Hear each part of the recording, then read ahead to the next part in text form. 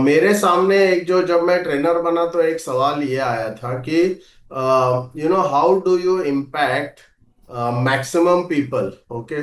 जो भी मतलब इंश्योरेंस एजेंसी का फोर्स इतना बड़ा है और ऐसा कुछ अपने पास जैसे इनपुट आउटपुट ऑलवेज जो हम लोग साइंस में कहते हैं ना, इनपुट एंड आउटपुट।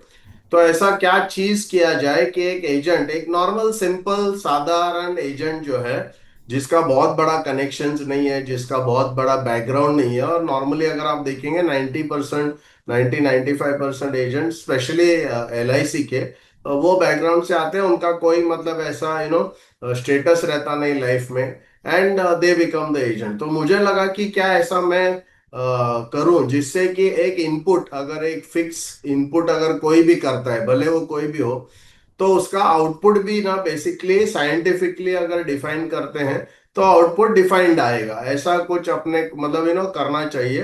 तो उस जर्नी में, रिसर्च में, बहुत सारे एजेंटों से मैंने काम करके जब मैंने ये किया तो काफी फर्स्ट फ्यू इयर्स का एक्सपीरियंस में मुझे ऐसा एहसास हुआ कि बेसिकली जो एक कमीशन जो एजेंट कमाता है, राइट, वो कमीशन जो एजेंट कमाता है उसको हम फॉर्मूला में लगा सकते हैं। ओके। और वो जो फॉर्मूला, जैसे मैंने LDA सक्सेस सिस्टम, क्योंकि ऑलरेडी अभी मैंने 5 बुक्स का मैं ऑथर हूँ। फैमिली वेलफेयर इकोनॉमिक्स मेरा फर्स्ट बुक है, जिसमें 4 C's फैमिली वेलफेयर इकोनॉमिक्स का जो कॉन्सेप्ट है, जो करंटली अभी इंडिया में 41 ट्रेनर्स पढ़ाते हैं। ऑफ कोर्स उनके पास पूरी नॉलेज नहीं है, बट ठीक है, जो भी उससे सक्सेस मिला है, बहुत ही जबरदस्त लोगों को सक्सेस मिला है, लोगों का लाइफ ट्रांसफॉर्म हुआ है। उसके बाद मैंने ऑब्जेक्शन ओवररूल्ड करके एक बुक लिखा है, जिसमें ऑब्जेक्शंस को आर्ग्यूमेंट्स, ये नॉर्मली इंश्योरेंस में क्या होता है कि लोगों को आर्ग्यूमेंट्स दिए जाते हैं, स्टेटमेंट्स दिए जाते हैं how to handle the objection.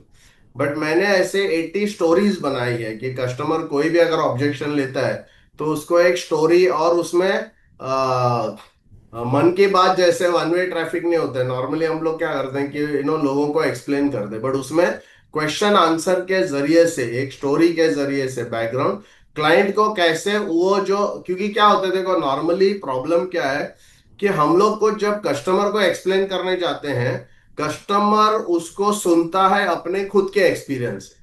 तो उसका जो बैकग्राउंड है, उसका जो एक्सपीरियंस है, वहां से वो सुनता है, और उसके माइंड में जो पिक्चर आता है वो उसके पैराडाइम या जो दृष्टिकोण या जिसको मान्यता हम कहते हैं, उसमें से आता है। एजेंट एक अलग अपना एक्सपीरियंस और ये करता है कस्टमर के सामने, बट दोनों का पिक्चर कभी भी मैच होता नहीं, भले वो कितना भी आप डायलॉग्स अगर देते हैं एजेंट को, तो वो डायलॉग से कुछ होता नहीं है, बिकॉज कस्टमर जहाँ है वहां वो डटा रहता है। एजेंट उसको भले कितना भी ब्रेक करने के लिए। तो वो मैंने ऑब्जेक्शन ओवररूल्ड ये किया जिससे कि हम एक पिक्चर क्रिएट करते हैं। जैसे एक ट्रपीज इन द सर्कस का मैं एक बोलता हूँ कि कोई कहता है कि मुझे इंश्योरेंस की जरूरत नहीं, तो वो कस्टमर को इंश्योरेंस की जरूरत नहीं है, वो डिस्कशन से बाहर निकाल के उसको एक सर्कस में जब हम लेके जाते हैं और सर्कस का रिलेटेड पिक्चराइजेशन, विजुअलाइजेशन करते हैं, तो दोनों एजेंट और कस्टमर जो है एक प्लेन पे आ जाते हैं, बिकॉज दोनों का सर्कस का एक्सपीरियंस सिमिलर है। तो जब वो वहां से डिस्कशन से बाहर निकल के हम एक पिक्चराइजेशन करते हैं, तो देन कन्विंसिंग जो पावर है एजेंट का वो काफी बढ़ जाता है, बिकॉज लोग इमिडिएटली, लोगों को कुछ बोलना नहीं पड़ता है, वो स्टोरी के जरिए से लोगों को पता चलता है कि वो जो ऑब्जेक्शन रेज कर रहा है that is not correct. Third मैंने बुक लिखा है LDA सक्सेस सिस्टम। उसके बाद एक फंडिंग रिस्पॉन्सिबिलिटी करके बुक है, और अभी just lately 7 level to financial freedom का बुक है। अब मेरा काम चल रहा है missing link in financial planning के ऊपर। एक टोटल नया कॉन्सेप्ट है, कंप्लीट अलग चीज है, जो मेरा 40 साल का कस्टमर के साथ डीलिंग करके, कस्टमर का जो मेरा 2000 फैमिलीज का जो एक्सपीरियंस है, उसको मैं फाइनेंशियल प्लानिंग के साथ हर एक कस्टमर का मैं एक्सपीरियंस को मतलब मैच कर रहा हूँ फाइनेंशियल प्लानिंग से। और अगर उसका प्लानिंग में कुछ प्रॉब्लम हुआ तो वो क्यों हुआ, क्योंकि कुछ ना कुछ फाइनेंशियल प्लानिंग में खामियां है। तो वो अभी ब्लॉग्स के जरिए से मैं एवरी वीक एक ब्लॉग मतलब पब्लिश कर रहा हूँ। एंड फाइनली मुझे बुक लिखना है उसके ऊपर कि इंडिया में जो फाइनेंशियल प्लानिंग पढ़ाया जा रहा है that is not correct, it has a big loop hole. और वो लूप होल के वजह से लोगों का जो गोल्स है 100% अचीव नहीं होंगे। सी मेजरली क्या है ना, बहुत सारा बार ऐसा होता है ना कि हम लोग कुछ करते हैं ना, उसमें 5 या 10% लोगों को इम्पैक्ट पड़ता है। मेरा काम ऑलवेज ये रहा है कि मैं अगर 100 लोगों को पढ़ाऊं तो उसमें से 80 to 90 लोगों को मैं इम्पैक्ट कैसे करूं। तो मेरा एलडीए सक्सेस सिस्टम में जो फॉर्मूला है उसका नाम है, the commission, the income of an agent is equal to effort multiplied by visiting fee. Effort multiplied by visiting fee. तो उसका एफर्ट मतलब क्या है, it's a number of meetings that the agent will do, कितना meeting वो करता है उसके ऊपर है एफर्ट। और विजिटिंग फी का मतलब है कि एवरेज उसको पर मीटिंग में कितना इनकम मिलता है। ओके। अब क्या होता है कि नॉर्मली जो गोल सेटिंग होता है इंश्योरेंस इंडस्ट्री में, वो गोल सेटिंग गोल एंड मतलब उसका रिजल्ट के ऊपर होता है, आउटपुट के ऊपर होता है। जैसे अगर मैं एक चक्की का एग्जांपल दूं, और ऑलवेज मैं एग्जांपल्स में बात करता हूं मेरे ट्रेनिंग में, चक्की का एग्जांपल अगर दूं, अगर मुझे 2 किलो आटा चाहिए, तो जब चक्की में जाता हूं तो मेरे को 2.25 किलो गेहूं लेके जाना पड़ेगा। ओके। एंड अगेन वो डिपेंड होता है हर एक चक्की के ऊपर, तो मुझे पहले जाके 2-4 बार 1-1 किलो गेहूं लेके जाके चेक करना पड़ेगा कि एग्जैक्टली आटा कितना मिलता है। फिर मेरा सक्सेस प्रिडिक्टेबल। तो मेरा जो कंपनी का नाम भी अगर आप देखेंगे tagline, predictable success with balance life. Input का जो क्राइटेरिया है वो हमारे गोल सेटिंग में कहीं भी आता नहीं। हर एक एजेंट का जो सक्सेस है ना, वो गारंटीड कैसे हो उसके लेवल पे। ऐसा मतलब एक बड़ा कोई ऐसा ये नहीं है, बट उसके लेवल पे। और वहां से वो धीरे धीरे ऊपर कैसे जा सकते हैं। देखो, एक ट्रेनिंग का मापदंड भी होना चाहिए कि आदमी के लाइफ में प्रोग्रेस हो रहा है कि नहीं।